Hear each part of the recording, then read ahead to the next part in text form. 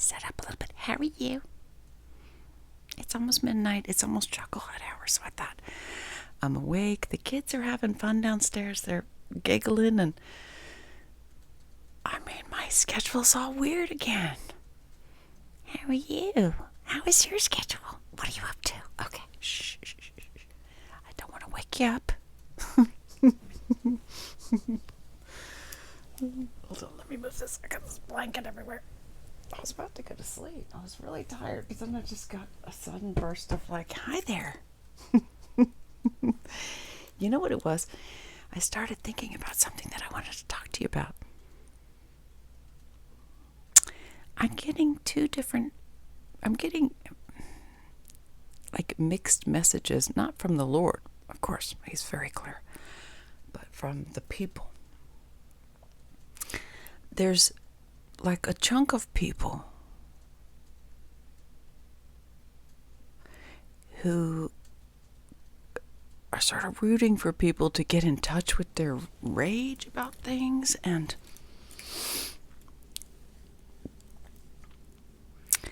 I guess, I assume it's to use that energy to make things happen in the world, I guess. To fuel, There's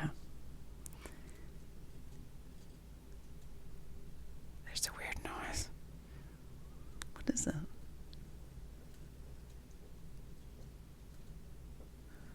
No, well, it's like brrr. Okay. Anyway, so there's a certain contingency of people that want people to get enraged, to get in touch with their rage. Now, see, that's not something. My rage has not been repressed. I'm not the kind of person that has been all stuffed down and not expressing myself. It's been the opposite. I've been a person who's just been what did you just say to me? Scary like that. I know I have. I haven't been a person who has needed to learn how to get in touch with my anger. I'm the kind of person who I'm not a person who hits below the belt or ever. I don't act out my anger. I'm not a person who acts out. But I am someone who would like to stop calling people an F and a-hole. I feel like I could do better. I think that I could deliver the truth without getting so angry. And that would be my goal. Now, some people do need to get in touch with their rage. Some people have shoved it down so much and have pretended to not be mad. I understand that. There's a reality to that. And there's a nice balance there somewhere. There's bound to be, don't you think? I guess. Another thing I was thinking about today was,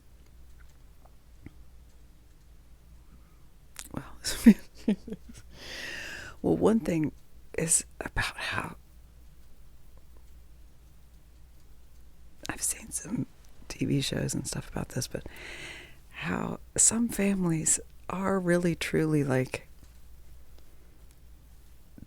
they only can stay the way they are as long as everybody just ignores things. If everybody just stays quiet, ignores the problems, now shh, that kind of thing. It's this culture that's really, it's just destructive. It rots the family from within because it takes any semblance of intimacy away. Or, you can't really give and take. You can't really share with people if you can't be open and honest with people. The whole thing is sort of doomed. These systems that are rooted in secrecy and,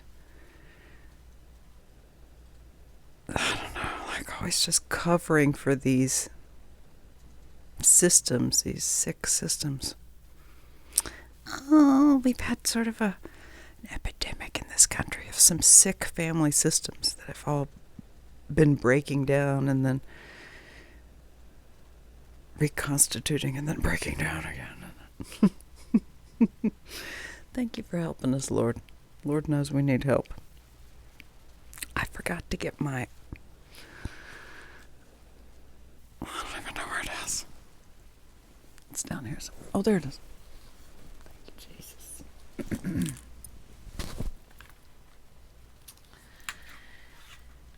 I was also thinking about how sometimes, like, if you can tell people...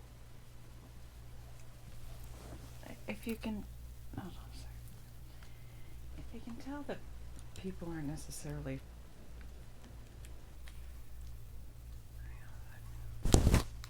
This is nothing I was just reflecting on today. If you can tell people aren't being totally honest with you, if you say certain things, like just by having certain conversations come up and be changed real fast, or having the air drop out of the room, if somebody sort of freezes like a... I'm sorry. I don't mean to make fun.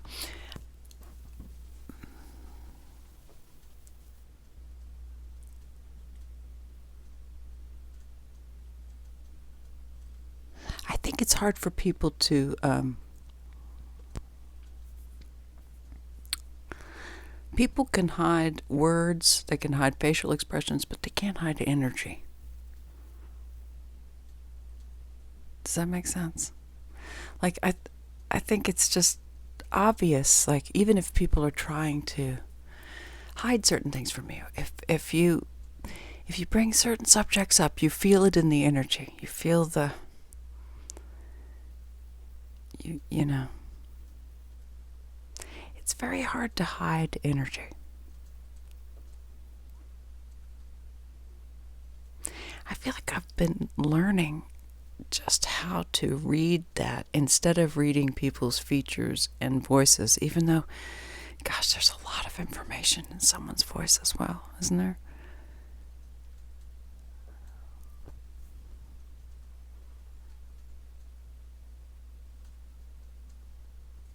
Just the subtleties, the variations of the little quake here and there, a little shift in pitch or whatever. You know how they say, like, a picture. What's the song? If a picture paints 1,000 words. That's what it is. A picture paints 1,000 words. And then the feeling of energy is like the equivalent of the picture painting 1,000 words. Like, the feeling of energy paints 1,000 words. Or maybe 1,000,000 words. Depending on the situation. Depending on the situation, you know, you always feel something. You can feel things before you know them necessarily. So, anyway, just a few things that were on my tiny little brain. What have you been thinking about, I wonder? Why don't you drop it in the comments? Do you think are you wanting me to just lose my temper, lose my shit, just race down the street to the rec center and squat in the middle of the basketball court? I mean, would you rather me just go mad? Would you rather me lose my temper and freak out? Or would you like for me just to learn how to be cool? Or do you want me to just be passive, or just be like a little doormat? Just be walked all over. Ooh. Gross. Anyway. See, I feel like I want to say I am what I am again. That's the whole Popeye thing. And I know, you know, we're just fallen creatures. Our personalities are what they are. And my history is what it is. Like, you can't go back and change the things you've done. But what you can do is, you know, just tell your side of a story, whatever the story is, you know. There's always the truth from your perspective. And that counts. That should count. We don't necessarily need to freak out defending ourselves about things, but I don't think there's anything wrong with correcting people's erroneous assumptions of you or the things they believe. You know. Especially from certain, like if I think about certain family members and the way they've always looked at me and like said weird things to me over the past, like, I'll just give you one weird little example. Like there's, and I'm not going to say anybody's names, but one relative, I remember I was visiting this relative and I went out on a date with someone who lived in that town that was from my school, and they took me on a date there. But it was like I wasn't really that crazy about the guy. You know, I'd only been out with him that one time. And when I got back from this date, I remember this relative of mine was like, "So, what did you think?" I was like, "Well, it was a nice date. He took me out to a nice place, but I wasn't really, it wasn't really that big deal." And this relative was acting as if I was like cold and, like as if I was somehow wrong for not liking the guy or something. It was just weird. There was a lot of weird interactions with this one particular relative who was always twisting things. Like one time I visited this relative and I got my boyfriend at the time and I went to visit and we got lost. This was in the DC area. We got lost around the Beltway up there. And we kept freaking getting off on the wrong thing and ended up in Maryland when we're trying to come down to... Anyway, we got lost. I was in tears. I was really traumatized. And so then I remember we pulled over at some point and found a phone because we didn't have phones then. This is like before phones.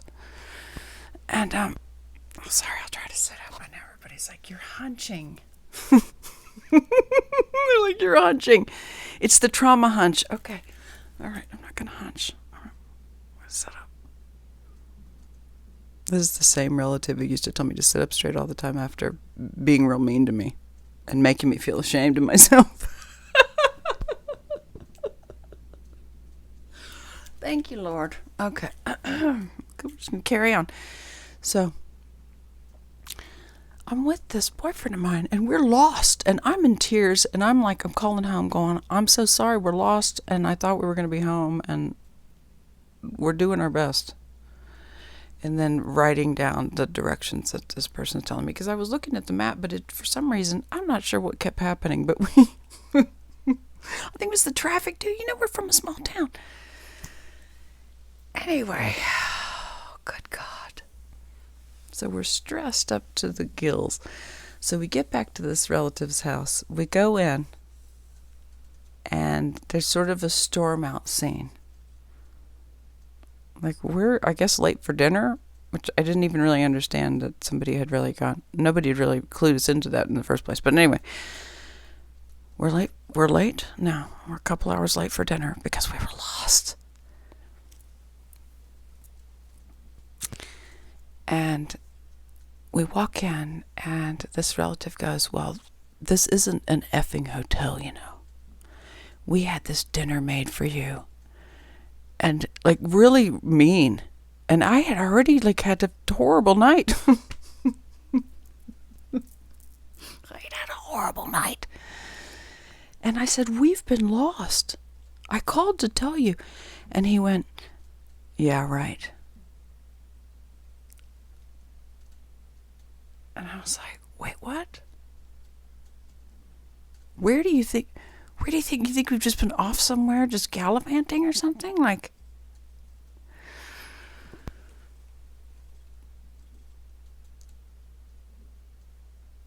this is also a relative who,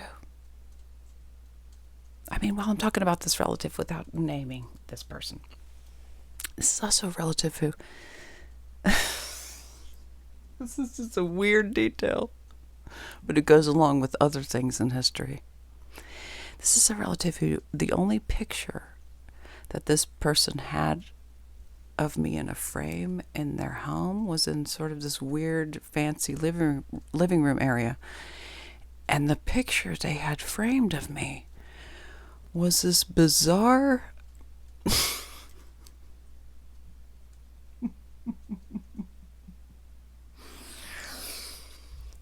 when I was a teenager, I did some modeling, and just regular modeling. I've never done porn or anything like that.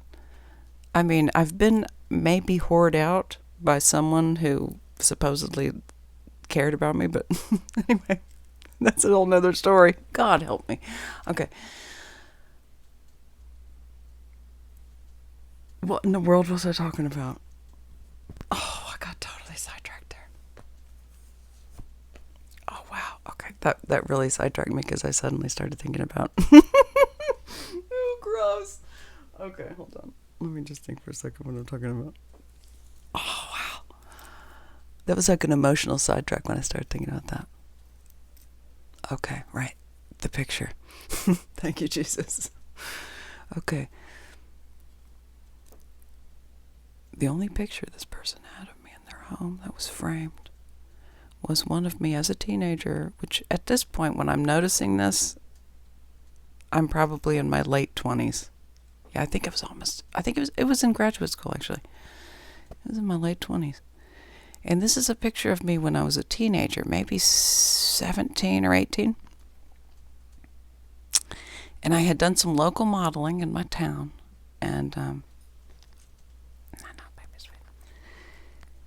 and it was okay. I mean, I was sort of embarrassed of it, but it was fun. It was like, you know, I've always been very critical of pictures of myself. But it happened to be this one picture that was inside of it. I was on the little cover of this like local little, it was like an advertising thing for the college, whatever it was. But inside of it was a picture of me sort of hanging off this airplane. And they'd put me in these shorts and this t-shirt. And like the shorts, they just had like it just had a problem with the camel toe thing. It just had a problem with the camel toe. Okay.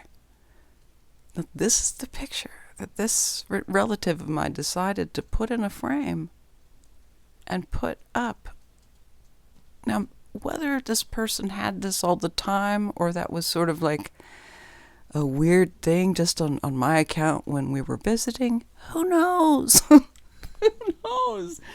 Who knows? There's so many mysterious, weird things that go along with this person that I could go on all night about this, but I don't really, I'm not trying to gossip.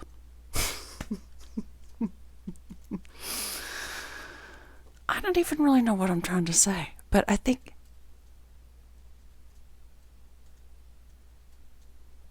I'm pretty sure this is a relative who has maybe claimed to know me better than, although other relatives definitely know me and they've never mind. Okay, I'll stop talking about my relatives. What else do we have to talk about? I wonder. We've got the light and the dark. I like to handle things with humor best. I like the chuckle hut. It's already after midnight. Okay, I like that. See, I'm hunching again.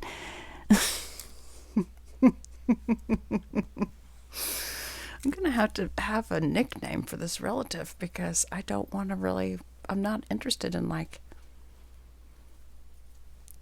harming very specific individuals, although they might know exactly, they're listening right now, they might know exactly who they are. I got a lot of weird stories where that one's concerned. There were a lot of mind games there.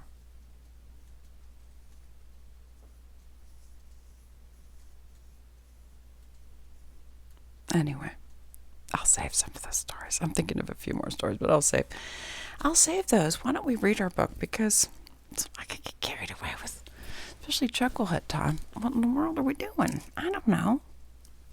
It's the 24th. It is a Wednesday. Kenneth and I were married on the 24th on a Wednesday in 2000 and... What year was that, I wonder? 2002. Yeah. And now he's my brother. And it just works out that way sometimes. Getting married on a Wednesday is a fun thing. There was a full moon, and the moon came straight through the little sun roof thing. Not sunroof. What do you call those things? You know, that's like a window in your home. It's like a sunlight. Is it sunlight? I don't know. Who cares? All right, hold on. Also, there were some questions I wanted to answer. Where did it go? Where did it go? There's also some questions I wanted to answer from one of these AI things that I really like. I really enjoy the obsidian ones. The obsidian inner order. You know, I'm not a joiner, but I do enjoy the astral atom ones. I like those. Those are fun. I mean, I watch a few of them mostly because I put it on and it just sort of has a funny voice that I sometimes like to copy. A lot of the things I watch on YouTube are about me getting down a certain voice. I sort of like certain voices that I hear on there. I'll get a little into those.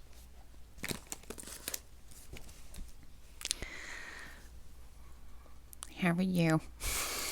I'm sorry, I look gross.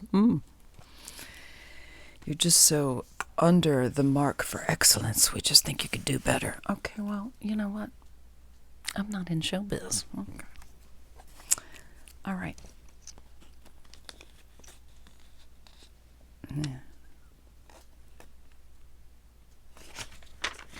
Mm-hmm.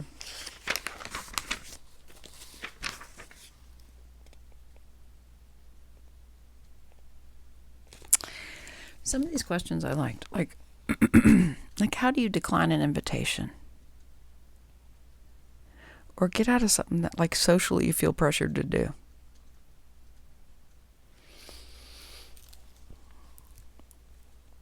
These questions are a little bit like how do you get out of a relationship without causing pain? You don't. You know, you can't get out of these situations without a little bit of pain, a little bit of discomfort.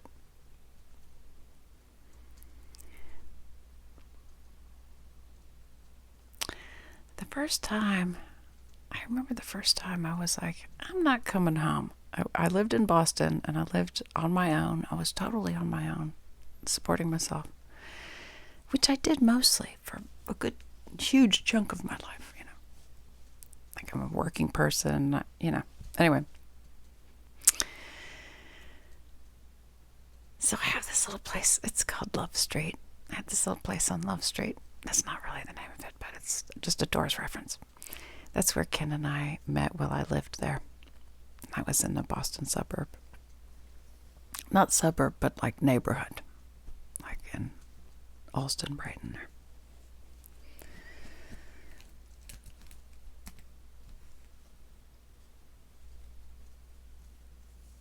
That was where we had the little sun.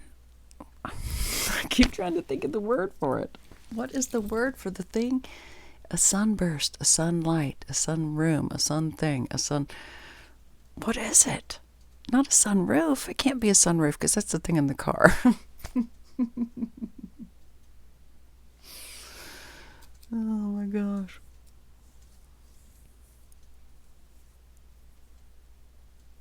That was a pretty magical time at Love Street.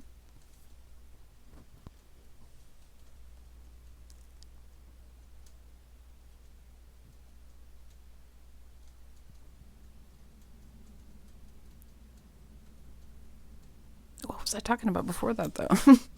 Now I'm lost on Love Street.